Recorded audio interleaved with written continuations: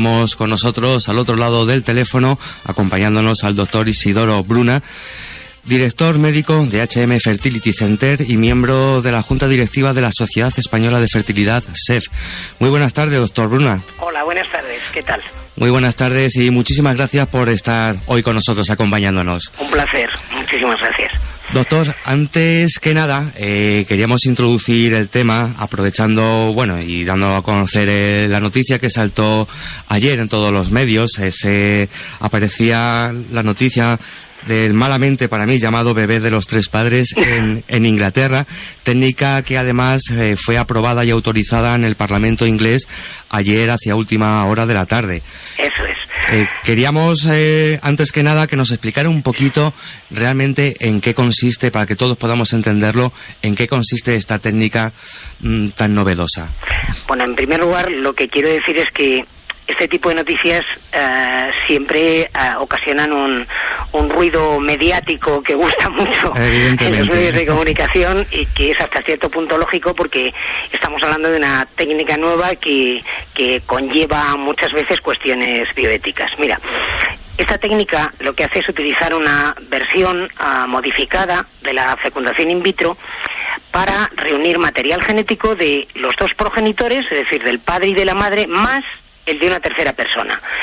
De esta manera, a los bebés nacidos gracias a este procedimiento, pues tendrían o tienen un 0,1, es decir, una cantidad ínfima de ADN de esta segunda madre, de esta donante. Uh-huh. Evidentemente, esta medida se toma para ayudar a parejas que han perdido muchas veces bebés a causas de enfermedades neurodegenerativas que son muy graves, lo cual siempre es una tragedia. Es una técnica que se denomina donación mitocondrial. Ha sido desarrollada, como habéis podido ver en la prensa, por investigadores de Newcastle. Y un poco para poder entender, o para que los oyentes puedan entenderlo, necesito hacer una especie de preámbulo un poco global, y es decir que todas las células constan de un núcleo y de un citoplasma. El núcleo de la célula contiene el 99% del ADN, pero el citoplasma contiene una serie de pequeños orgánulos que llevan a cabo un poco las instrucciones de ese ADN nuclear. Uh-huh. Uno de esos orgánulos son las mitocondrias, que lo que hacen es un poco transformar los aportes en energía para la célula, y también, como decía, contienen una pequeñísima, ínfima parte del ADN extranuclear, pero que es importante para poder desarrollar esta labor. Entonces, las mitocondrias son partes constitutivas de la célula y en ocasiones pues están dañadas y son las causantes de enfermedades mitocondriales. Hay aproximadamente unas 50 enfermedades mitocondriales. Pero evidentemente a quien la descendencia o padecen estas enfermedades, pues son enfermedades realmente graves que causan mucho dolor a los progenitores.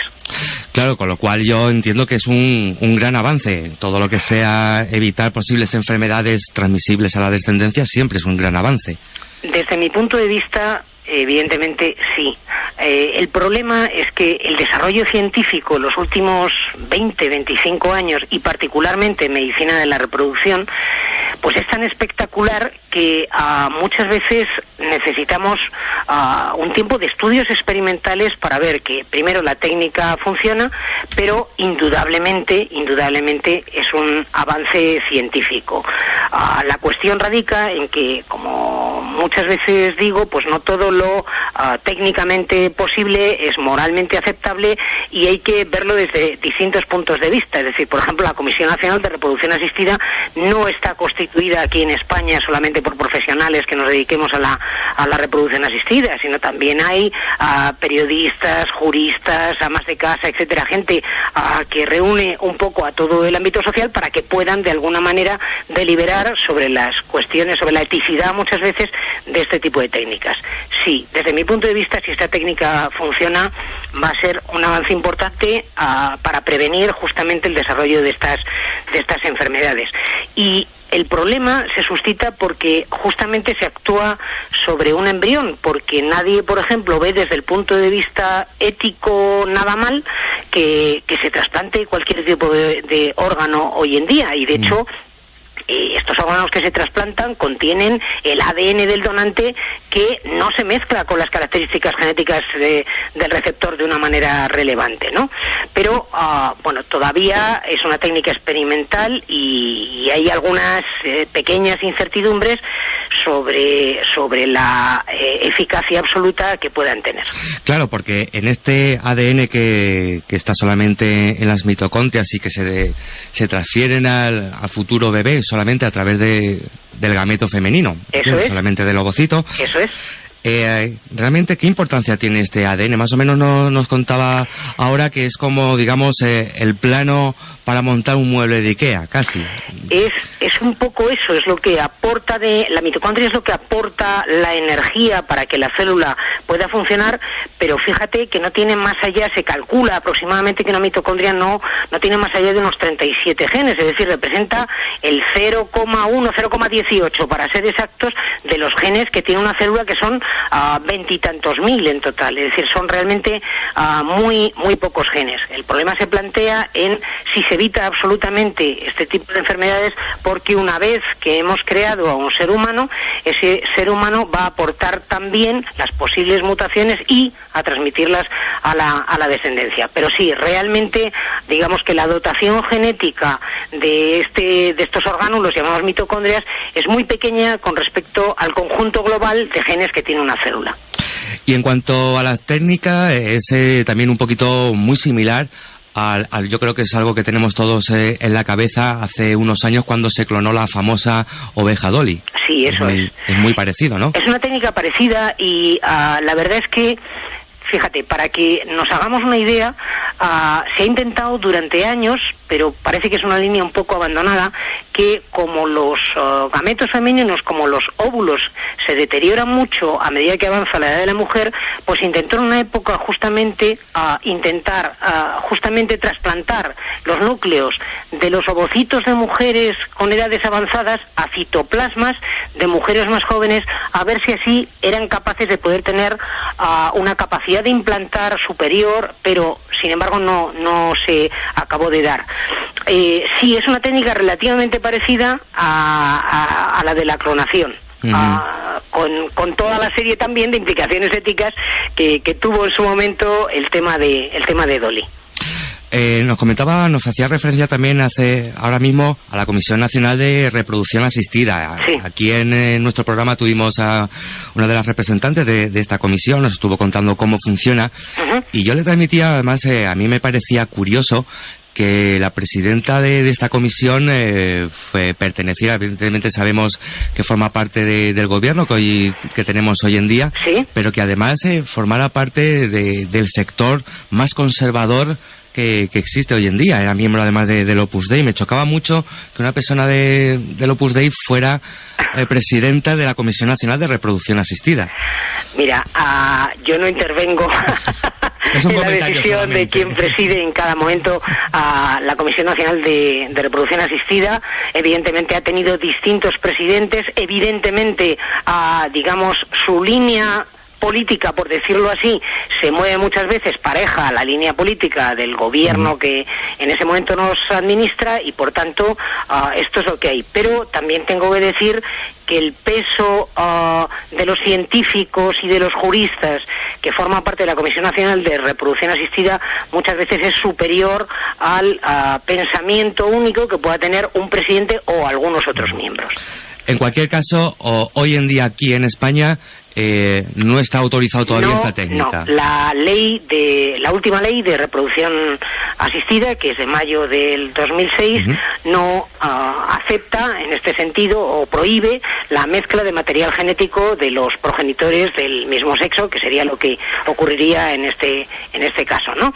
La verdad es que tendría, en primer lugar, que plantearse si un estudio experimental realizado, serio, diera como fruto el hecho de la validez de esta técnica, y posteriormente entonces podría pasar a la Comisión Nacional de Reproducción Asistida para que ya el carácter de la técnica no fuera experimental, sino que se pudiera aplicar ya de forma no rutinaria, porque estos son casos siempre excepcionales, pero se pudiera aplicar en el devenir un poco diario de las unidades de reproducción españolas. De hecho, en Inglaterra, que es el caso que estamos comentando de ayer, llevaban debatiendo este tema, este caso en concreto, desde el año 2011, o sea, casi 4 años. Sí, y de hecho, por ejemplo, ha habido otra serie de investigaciones que se han realizado en otros países, por ejemplo, científicos tan relevantes como Trev, como Scott en Estados Unidos. Recuerdo que en el último Fertility y Sterility publicado en enero hay también un paper de Paula Amato de la Universidad de Oregón, que trabajando junto con un grupo japonés de Tachibana, pues han intentado lo mismo, etcétera. Sin embargo, al menos en Estados Unidos, pues no ha sido aprobada la técnica en base a, digamos, un poco los criterios éticos todavía dudosos que pueda tener su efectividad. Bueno, esto muchas veces va a depender de lo estricta o no que sea la ley de reproducción asistida de cada uno de los países. Doctor Bruna, echando un poquito mano de la hemeroteca también, he podido leer que alguna vez usted comentó una frase que dice: no todo lo que es técnicamente posible es moralmente aceptable. Sí, le he dicho antes. ¿Dónde están los límites, entonces? Bueno, será la propia sociedad, a través de la Comisión Nacional de Reproducción Asistida, a través de debates en los medios de comunicación, los que al final decidan la eticidad o no de las técnicas que el desarrollo científico pues va ampliando. El tema sí que es cierto, porque se suscita no solamente con esto del trasplante o de la donación mitocondrial, sino con otra serie de cosas que están más cercanas, como pueden ser test genéticos que pueden ser aplicables de forma sencilla y que de alguna manera podrían poner de relieve el riesgo que todos portamos de poder padecer enfermedades graves, incluido cáncer y otra serie de cosas. Es decir, el límite muchas veces se establece no ya por los criterios normales de la bioética que todos conocemos, de la autonomía del paciente, de la no maleficencia, de la beneficencia, etcétera, sino un poco en intentar siempre buscar la salud de la descendencia, pero evitar eso que todos conocemos como bebés a la carta. Es decir, corremos el peligro de que el desarrollo científico pueda llevarnos al momento en el que unos padres decidan: bueno, es que nosotros queremos modificar tantos genes para que el hijo sea más alto, más rubio, que tenga los ojos de esta manera o de esta otra, o incluso implementar su cociente intelectual. Eso, desde mi punto de vista, aunque fuera técnicamente posible, no es moralmente aceptable. Es decir, y de hecho el propio espíritu de la medicina no va por ahí en absoluto. No se trata de intentar conseguir superhombres, sino de intentar prevenir o curar enfermedades, si es factible. De todas formas, siempre, sobre todo en lo que se refiere a ciencia, cada avance científico siempre se ha dado de bruces, se ha encontrado directamente en contra de los sectores más conservadores de la sociedad. En pues ciencia mira, generalmente y en temas de reproducción asistida muchísimo más. Sí, yo siempre cuento un poco. A mí, en primer lugar, lo que siempre desearía, o sea, yo creo que un científico lo primero que tiene es que ser humilde, y por tanto muchas veces, para que algo se haga técnicamente evidente y efectivo, muchas veces tiene que pasar muchos años de trabajo silencioso hasta que se demuestre esa efectividad. Pero fíjate, un ejemplo de lo que decías es que la primera niña que nació por fecundación in vitro en 1978, gracias a Patrick Steptoe y a Robert Edwards, y que fue el primer éxito después de 78 fracasos que llevaban, al final, una vez que nació Louise Brown, pues fueron muy denostados por los medios de comunicación, no solamente ya incluso conservadores, sino incluso por el propio estamento médico. O sea, ellos se vieron en la necesidad de tener que buscar otro centro en el que pudieran seguir realizando, implementando estos tratamientos de reproducción asistida. Pero sí, es que es lógico, es que toda terapéutica, todo avance científico conlleva indudablemente pues problemas morales que habrá que dilucidar, ¿no? Y hablarlos tranquilamente, sentarse a hablarlos tranquilamente. Sí. Doctor Isidoro Bruna, comentábamos en su presentación que es director médico de HM Fertility Center. Creo que tiene distintos centros, unidades de reproducción repartidas por toda España. Sí, eso es. ¿Cuáles son las últimas técnicas que se han adoptado en sus laboratorios actualmente? La semana pasada hablábamos sobre los sistemas time-lapse, pero bueno, parece que últimamente como una pequeña revolución tecnológica en el mundo de la reproducción. Pues sí, bueno, primero el Grupo Hospital de Madrid, Grupo HM, pues ha potenciado mucho en los 2 últimos años los centros de reproducción que están en sus hospitales. Tenemos en La Coruña, en Mallorca, 2 en Madrid, estamos abriendo otro en Toledo, y sí, pues intentan que estén dotados de todas aquellas técnicas contrastadas que puedan ser útiles en la medicina de la reproducción.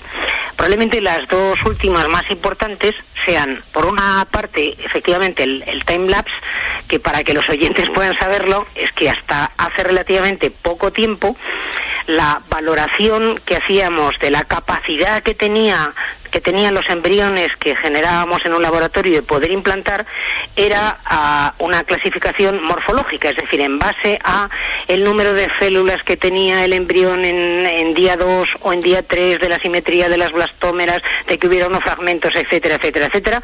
Se hacían como fotografías instantáneas en determinados momentos decisivos para decir, pues este embrión tiene mayor potencial implantatorio o este tiene menor potencial implantatorio. Pero gracias al time-lapse, es decir, a la morfocinética, hoy en día disponemos de una serie de ordenadores que lo que van sacando son microsecuencias, múltiples microsecuencias de toda la evolución que tiene el embrión desde el momento de la fecundación, de manera que tiene la ventaja, en primer lugar, de que no es necesario sacarlos de los incubadores. Los embriones muchas veces son muy vulnerables, aunque pongamos todos los métodos a nuestro alcance para intentar que no sufran, porque son al fin y al cabo también pacientes nuestros y muchas veces los pacientes más importantes, pues que no salgan del incubador, y en segundo lugar poder permitir ver todo el desarrollo en una cámara de televisión, en un ordenador, para poder establecer nuevos criterios a la hora de poder seleccionar los embriones con mayor potencial implantatorio. Ese sería un primer avance, pero todavía digamos que durante años, desde mi punto de vista, coexistirá la morfocinética, el time-lapse, con la clasificación morfológica que hemos venido utilizando en los últimos 20 y tantos años. Pero la segunda gran revolución, desde mi punto de vista, casi desde la ICSI, de la microinyección espermática que introdujo Palermo en el año 90 del siglo pasado, es la vitrificación, la posibilidad de poder vitrificar ovocitos, es decir, de poder hacer congelaciones ultra rápidas de ovocitos que prácticamente, una vez desvitrificados, descongelados y fecundados, tienen el mismo potencial implantatorio que los óvulos frescos. Eso nos ha abierto toda una serie de líneas distintas. Pongamos el caso de pacientes que desgraciadamente son diagnosticadas jóvenes por ejemplo, de procesos oncológicos, de un cáncer de mama que es tan prevalente y que en ese momento o no tienen pareja o no tienen hijos o ni siquiera habían pensado en tener hijos. Bueno, pues inmediatamente antes de poder proceder a la cirugía o a la quimioterapia y radioterapia, que son muy gonadotóxicos y que probablemente dejen un fallo ovárico prematuro, poder realizar una estimulación a la paciente, extraerle los óvulos, vitrificarlos para que, una vez que esté libre de enfermedad y dada de alta por el servicio de oncología, poder acceder a la maternidad. Esto, y que otras mujeres que, aunque no tengan este problema, pues en el momento actual es tan difícil que una mujer acceda a la maternidad ni la administración, ni las empresas, nadie favorece la maternidad, pues claro, las mujeres van retrasando cada vez la edad de acceso a su primera maternidad, la tenemos ya en 32 años, y que por tanto una mujer pueda en su juventud, en el momento de máxima eficiencia reproductiva, poder vitrificar los ovocitos para que posteriormente, pues cuando ella pueda, desde el punto de vista profesional o personal, pues a los 30 y tantos o incluso a los 40 pueda tener hijos con su propia dotación genética. Y yo creo que nos ha quedado muy claro, ya para acabar, doctor, en su opinión, ¿cuál cree que es el futuro inmediato de la reproducción asistida? ¿Hacia dónde caminamos? Yo creo que ni nos lo imaginamos, porque desde que ha irrumpido en el desarrollo científico una técnica que en general se denominan ómicas y que tiene mucha relación justamente con todo el tema que hemos estado hablando al principio de la donación mitocondrial, que son la genómica, la transcriptómica, la metabolómica, la secretómica. Eso ha abierto un espectro de posibilidades a la medicina de la reproducción que ni nos imaginamos. Pongamos que en un futuro pues pudiéramos, por ejemplo, seleccionar a los embriones no solamente por la morfología o por su morfocinética, sino también pues por determinado tipo de secreciones que podamos encontrar en los medios de cultivo, o por el consumo de, vaya usted a saber, lactatos o de oxígeno que tenga en el incubador. En fin, ha abierto un mundo brutal. Por ejemplo, ahora podemos determinar mucho mejor mediante algunas técnicas genómicas la expresión de los genes en el endometrio, es decir, la mucosa que tapiza el útero por dentro, que es donde tienen que implantar los embriones, para poder modificar el momento en el que hacemos la transferencia y que ese endometrio sea más receptivo. Realmente el futuro, como digo, yo creo que ni nos lo podemos imaginar. Justo, en cualquier caso nos quedamos con eso, que nos queda todavía mucho por recorrer y que no nos pensemos que lo hemos descubierto todo, que queda todavía un abanico enorme. Como decía Heráclito de Éfeso, no hay nada más permanente que el cambio, o sea que sí, por supuesto. Exacto, esperemos verlo todos todavía. Fenomenal. Doctor Isidoro Bruna, de verdad, muchísimas gracias por estar con nosotros esta tarde, por aclararnos todo este tema, y esperamos poder contar con usted en el estudio en próximas fechas. Ojalá, ha sido un placer, muchísimas gracias y muy amables. Igualmente, hasta luego, adiós. Adiós.